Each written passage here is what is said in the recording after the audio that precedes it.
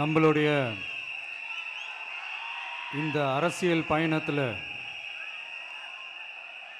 மிக மிக மிக முக்கியமான ஒரு காலகட்டத்தில் நாம் இருக்கிறோம். நான் ஏன் இதை இவ்வளோ அழுத்தமாக சொல்கிறேன் அப்படின்னா,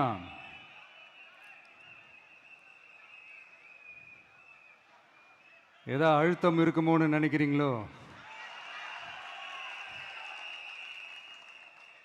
அழுத்தமா? நமக்கா?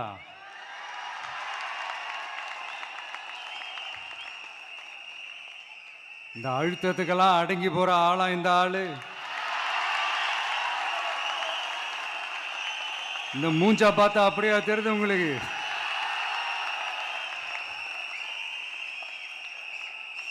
அதனால அப்படியெல்லாம் நடக்காது. அதுவும் முக்கியமா நம்ம கிட்ட அதெல்லாம் நடக்கவே நடக்காது. ஆனா அழுத்தம் இருக்குதான்னு கேட்டீங்கன்னா இருக்குது. அது நான் இல்லைன்னு சொல்ல வரல. நமக்கு இல்ல, மக்களுக்கு. தமிழ்நாட்டை இதுக்கு முன்னாடி ஆண்டவங்களும் சரி பாஜகவுக்கு அடிமையாக தான் இருந்திருக்கிறாங்க. ஸோ அவங்கள நம்பியும் ஒரு பிரயோஜனமும் இல்லை. இப்போ ஆண்டுகிட்டு இருக்கிற இந்த திமுக அரசாச்சும் நமக்கு ஏதாவது செய்வாங்கன்னு பார்த்தா இவங்களும் அவங்கள மாதிரியே தான். இன்னும் சொல்ல போனால் ஒரு படி மேலே, இன்னும் மோசம். அவங்களாச்சும் நேரடியாக சரண்டர் ஆகி இருப்பாங்க, இவங்க மறைமுகமாக சரண்டர் ஆகி இருக்கிறாங்க. அவ்வளோதான் வித்தியாசம்.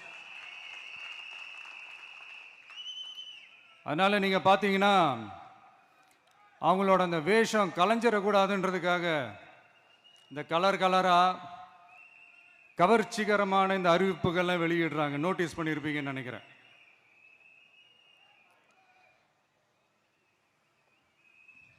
அதனால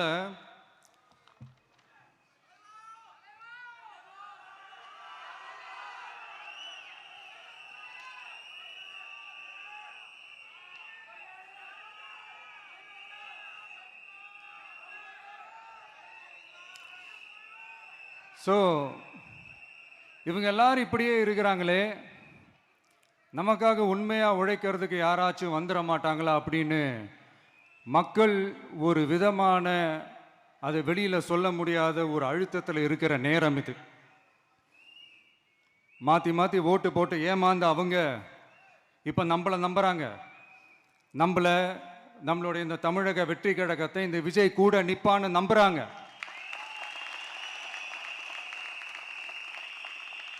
நம்மளை நம்புறவங்களுக்காக நாம நம்பிக்கையோடு இருக்கணும்ல. அப்படின்னா இது முக்கியமான மிக மிக மிக முக்கியமான ஒரு காலகட்டம் தானே. அதனாலதான் அவ்வளோ அழுத்தமா நான் சொன்னேன். இந்த தேர்தல், இந்த கூட்டணி, இதெல்லாம் பத்தி நிறைய இந்த ஹேஷியங்கள் ஜோஷியங்கள் எல்லாம் நடந்துகிட்டு இருக்கு இல்லையா? என்னப்பா இந்த விஜய் இப்பதான் வந்திருக்கிறாரு, இவர் கூடலாம் யார் வரப்போகிறா, அவங்க வரமாட்டாங்க, இவங்க வரமாட்டாங்க, அப்படி இப்படின்ட்டு நம்மளை பற்றி ஒரு அண்டர் எஸ்டிமேட் பண்ணிகிட்டு இருக்காங்களே. அதுனா நமக்கு புதுசாக என்ன?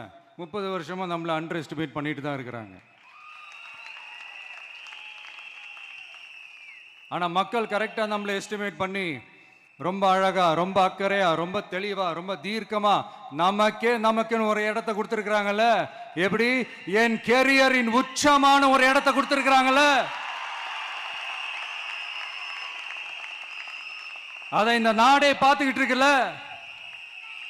ஏன் அப்படி எனக்கு அந்த இடத்த கொடுக்கணும்? ஏன்னா இந்த விஜய் நம்ம பிள்ளையாச்சே, நம்ம அண்ணனாச்சே, நம்ம தம்பியாச்சேன்னு சொல்லி அவங்க மனசுல அப்படி தோணுது.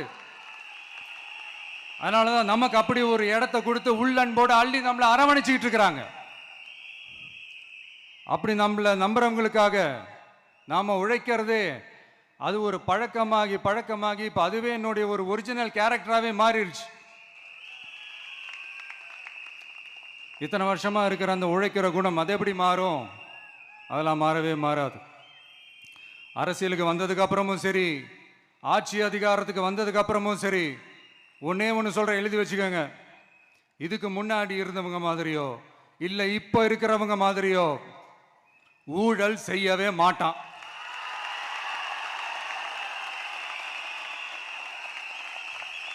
ஒரு பைசா தொட மாட்டான். எனக்கு அது அவசியமே இல்லை. புரிஞ்சுங்களா உங்களுக்கு?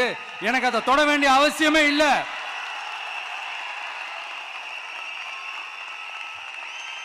ஒரு துளி ஊழல் கரை கூட படியவே படியாது, படியவும் விட மாட்டான். நீங்க கேட்கலாம், இது என்ன சினிமாவா, இது என்ன முதல்வன் படமா, ஒரே நாள்ல வந்து இவர் எல்லாத்தையும் கிளீன் பண்ணிடுவாரான்னு நீங்க கேட்கலாம்.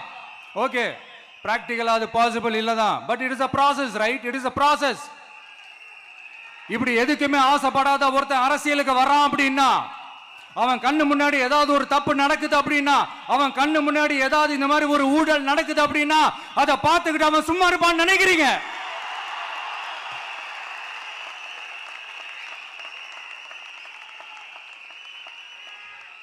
அதனால இந்த தீய சக்தியா இருக்கட்டும், இந்த ஊழல் சக்தியா இருக்கட்டும், ரெண்டு பேரும் தமிழ்நாட்டை ஆண்டவை கூடாது. அப்படிப்பட்ட இந்த கட்சிகளை உண்மையா தில்லா எதிர்க்கிற அந்த கட்ஸும் கெத்தும் நம்ம கிட்ட மட்டும்தான் இருக்கு.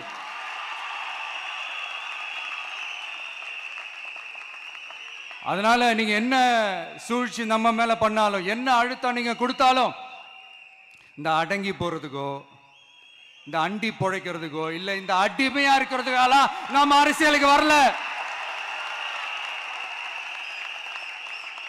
என் மண்ணுக்கும் மக்களுக்கும் யார் என்ன தீங்கு செஞ்சாலும் அதை எதிர்த்து அவங்க கிட்ட இருந்து நம்ம மக்களை பாதுகாக்கிறதுக்காக தான் நம்ம அரசியலுக்கே வந்திருக்கிறோம். அண்ட் முக்கியமா தோழர்களே, மக்களுக்கு என் மேல மட்டும் நம்பிக்கை இருந்தா அது பத்தாது. என் கூட டிராவல் பண்ற என்னோட எல்லா தோழர்கள்கிட்ட அந்த நம்பிக்கை வரணும்.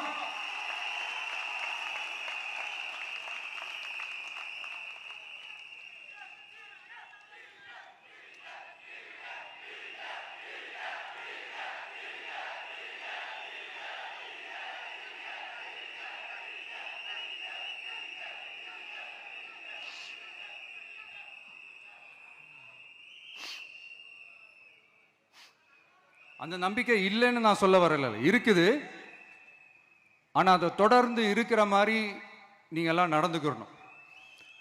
தப்பு பண்ண யாரா இருந்தாலும் தப்பிக்கவே முடியாதுன்ற அந்த ஒரு பயம் இருக்கணும். எல்லாரும் உங்களை தான் கேட்கிறேன், எல்லாரும் உண்மையா உழைப்பீங்கல்ல?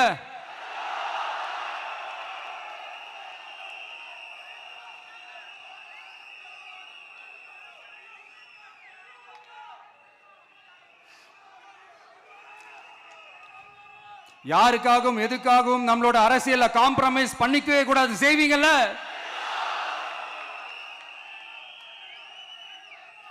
அண்ட் தயவு செஞ்சு எல்லாரும் கொஞ்சம் ஒற்றுமையா இருந்து சேர்ந்து உழைச்சி ஜெயிப்பீங்கல்ல? சரி, நமக்காக நம்ம மக்கள் கண்டிப்பா ஓட்டு போட்டு ஜெயிக்க வைப்பாங்க, அதுல எந்த மாற்று கருத்துமே கிடையாது. அப்படி ஜெயிக்கிறதுக்காக நாம் என்ன செய்ய போறோம்? மக்களிடம்னு செல்னு அறிஞர் அண்ணா அவர்கள் சொன்னதை ரொம்ப டீப்பாக சின்சியராக அடாப்ட் பண்ணுறதோட மட்டும் இல்லாமல் நம்மளோட அரசியலில் அதை செயல்படுத்தணும். அதுதான் முக்கியம். ஏன்னா இப்போ அரசியலில் இருக்கிறவங்க அண்ணாவை மறந்துட்டாங்க. அண்ணா ஆரம்பித்த கட்சியும் அண்ணாவை மறந்து சுயநலமாக மாதிரி பல வருஷம் ஆச்சு. அண்ணா பேரில் இருக்கிற கட்சியும் அவரை மறந்து பல வருஷம் ஆச்சு. ஆனால் நாம அவரை மறந்துடக்கூடாது. மக்கள்கிட்ட போகணும், மக்களோட மக்களாகவே இருக்கணும், மக்களுக்காகவே இருக்கணும். அதுக்காக நாம் என்ன செய்ய போகிறோம், என்னெல்லாம் செய்ய போகிறோம், அதுக்காக தான் இந்த மீட்டிங். ஆரம்பிக்கலாமா? இந்த ரெண்டு கட்சிகள், ஆண்டு கட்சியா இருக்கட்டும், இப்போ ஆள்ற கட்சியா இருக்கட்டும், அவங்கள பொறுத்த வரைக்கும் பூத்துனா என்ன தெரியும்ல? அவங்கள பொறுத்த வரைக்கும் பூத்துனா கள்ள ஓட்டு போடுற இடம். ஆனா நமக்கு, நம்ம டிவிகேவுக்கு அது ஒரு ஜனநாயக கூடம். அங்க ஜனநாயகம் திருடுறாம நம்ம பார்த்துக்கிறணும். ஒவ்வொரு ஓட்டையும் நம்ம பாதுகாக்கணும். எப்படி பாதுகாக்கிறது? ஒவ்வொரு வீட்டில் இருக்கிற ஒவ்வொரு ஓட்டும் நமக்கு தானே ஃபர்ஸ்ட் கன்ஃபார்ம் பண்ணுங்க. எனக்கு தெரிஞ்சு தமிழ்நாட்டில் ஒரு 2.25 கோடி ரேஷன் கார்டுகள் இருக்கும்னு நினைக்கிறேன். அவங்க எல்லாரும் வேற வேற எந்தெந்த கட்சியில் இருந்தாலும் கட்சி வேறுபாடு எல்லாத்தையும் தாண்டி இந்த விஜய் அவங்க வீட்டில் ஒருத்தனா வாழ்ந்துட்டு இருக்கிறான். அவங்க குடும்பத்தில் ஒருத்தனா பார்த்துக்கிட்டு இருக்கிறாங்க. அதனால இந்த கட்சி கிட்சி எல்லாத்தையும் தாண்டி இந்த விஜய் கூட நிக்கணும்னு முடிவு பண்ணிட்டாங்க. அதனால அப்படி முடிவு பண்ண அவங்கள பாதுகாப்பா பூத்துக்கு கூட்டிட்டு வாங்க. நம்மளோட இந்த விசில் சின்னத்துக்கு ஓட்டு போட வைங்க.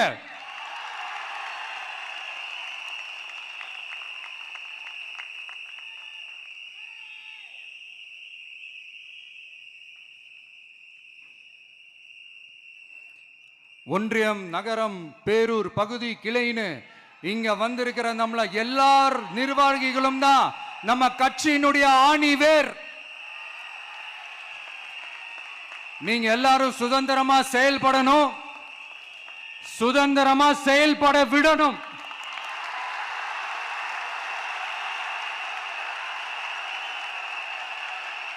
நீங்க ஒவ்வொருத்தரும் எனக்கு முக்கியம்.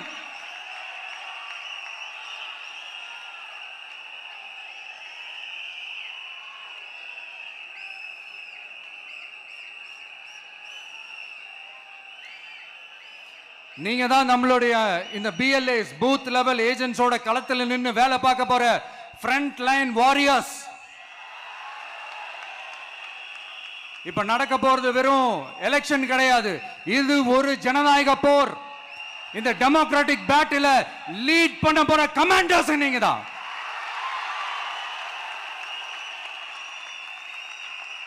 நான் ஏன் இது எவ்வளவு ஸ்ட்ரெஸ் பண்ணி சொல்றேன் அப்படின்னா, இந்த தீய சக்தி எப்படி இந்த தீய சக்தியோட தில்லு முள்ளுலாம் உங்களுக்கே நல்லா தெரியும். முழிச்சிட்டு இருக்கும் போது முழியை தோண்டி எடுத்துட்டு போற கூட்டம். அதனால கொஞ்சம் ஜாக்கிரதையா இருக்கணும். நம்ம எலெக்ஷனுக்கு இன்னும் 3 மாசம் தான் இருக்குது, அவ்வளவு கூட இல்லைன்னு நினைக்கிறேன். இந்த 3 மாசத்துல நீங்க செய்ய போற அந்த களப்பணியில தான் நம்மளுடைய வெற்றியே இருக்குது. உங்களுக்கு இந்த விஜய் பிடிக்கும்ன்றது உண்மைனா, சத்தியம்னா, உங்களோட உழைப்புல அதை காட்டுங்க. அப்புறம் நாங்க அறிவிக்க போற வேட்பாளர்களுக்கு நீங்க உங்களுடைய முழு ஒத்துழைப்பை நீங்க கொடுக்கணும். கொடுப்பீங்க தானே?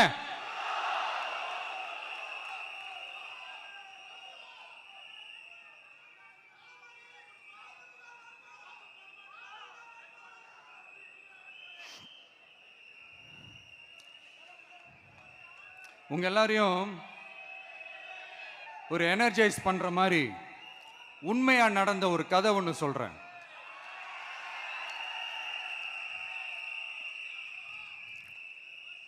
சொந்த நாட்டையே ஒரு கூட்டம் அபகரிக்குது. சொந்த நாட்டிலேயே இருக்க முடியாத அளவுக்கு ஒரு நெருக்கடி ஏற்படுது. ஸோ வேற வழி இல்லாமல் அந்த நாட்டை விட்டே வெளியே போய் வேற ஒரு இடத்துக்கு போய் காடு மலை அப்படி இப்படின்னு சுற்றி மறைஞ்சு வாழ வேண்டிய ஒரு சூழ்நிலை ஏற்படுது. என்னடா இப்படியே ஓடிக்கிட்டு இருக்குமேன்னு சொல்லிட்டு தன்னோட நட்பு சக்திங்க கிட்ட பேசி ஒரு பெரும் படையை திரட்டிக்கிட்டு அதிரடியா ஒரு போரை நடத்தி அந்த நாட்டையே திருப்ப மீட்டு எடுத்தது யார் தெரியுமா?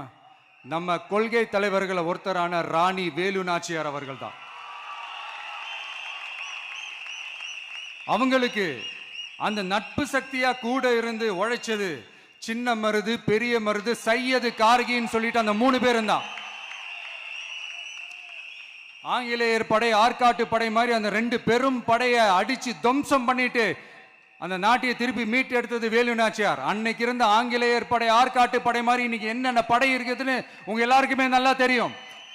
அதனால அந்த 2 படை மட்டும் இல்ல, இன்னும் எத்தனை படை வந்தாலும் எதிர்த்து நின்று ஃபேஸ் பண்றதுக்கு ஒரு நல்ல தலைமையும் இத்தனை சக்திகள் என் கூட இருக்கும் போது, இத்தனை சின்ன மருது, இத்தனை பெரிய மருது, இத்தனை சையது கார்கிகள் என் கூட இருக்கும் போது நம்ம நாட்டை நம்மளால மீட்டெடுக்க முடியாதான?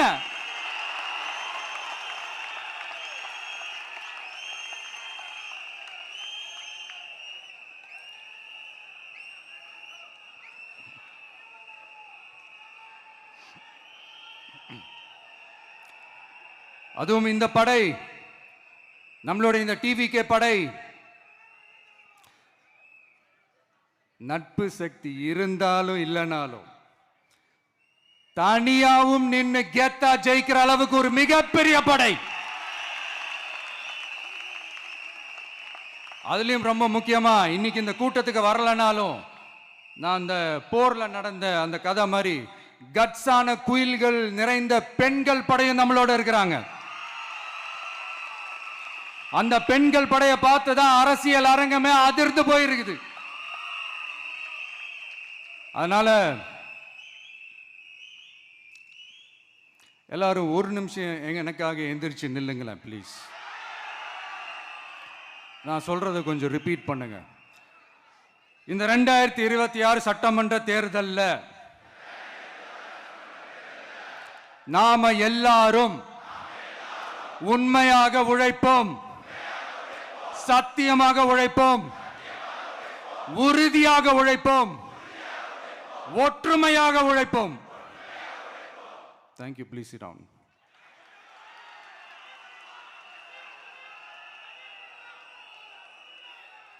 உங்களோட இந்த வார்த்தையை நான் மனப்பூர்வமா நம்புறேன். நான் ஏற்கனவே சொன்ன மாதிரி இந்த வரப்போற தேர்தல் இதுவரைக்கும் தமிழ்நாடு பார்த்திராத ஒரு வித்தியாசமான தேர்தல். நம்மளுடைய படை வரிசையும் அப்படிதான், ஒரு பவர் பேக்ட் ஃபோர்ஸ். இவ்வளவு நாள் இதை நாம மட்டும்தான் சொல்லிக்கிட்டு இருந்தோம். இப்ப கொஞ்சம் கொஞ்சமா அதை வெளியில சொல்ல ஆரம்பிக்கிறாங்க.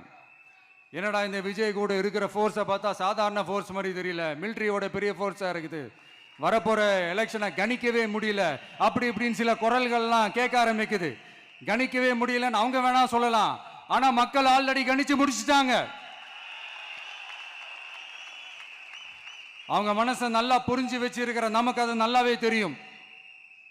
அதனால இந்த எலெக்ஷன் ரிசல்ட்டுக்கு அப்புறம் இந்த தீய சக்தி கிட்ட இருந்தோம், இந்த ஊழல்வாத அடிமை சக்தி கிட்ட இருந்தோம், தமிழ்நாட்டை மீட்டுட்டோம்னு உறுதியா அறிவிப்போம். அதுல என்ன மாற்று கருத்து கிடையாது. அதனால என் நெஞ்சில் குடியிருக்கும் தோழர்களே, தோழிகளே, உங்களோட நான் இருக்கேன், நம்மளோட நம்ம மக்கள் இருக்கிறாங்க. இதுக்கு மேல என்ன வேணும்? கான்பிடண்டா இருங்க, நல்லதே நடக்கும், வெற்றி நிச்சயம். மீண்டும் சந்திக்கும் வரை நன்றி, வணக்கம். தமிழக வெற்றி கழகத்தின் வெற்றி தலைவர், தர்மத்தாயின் தவ புதல்வன், தலைவரின் பொற்கரங்களால் ப்ளீஸ் சார், ப்ளீஸ் சார்.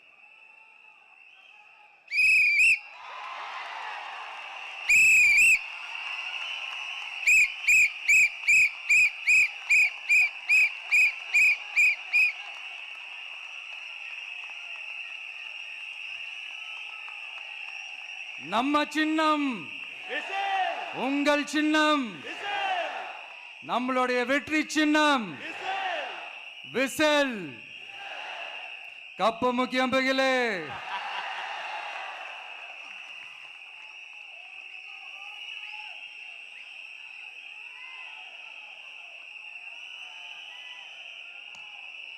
நம்முடைய வெற்றி சின்னத்தை வரலாறு படைக்க போகிற தமிழக வெற்றி கழகத்தின் சின்னத்தை வெற்றி தலைவர் அவர்கள் இப்போது உங்கள் முன்னால் இதோ அறிமுகம் செய்கிறார்.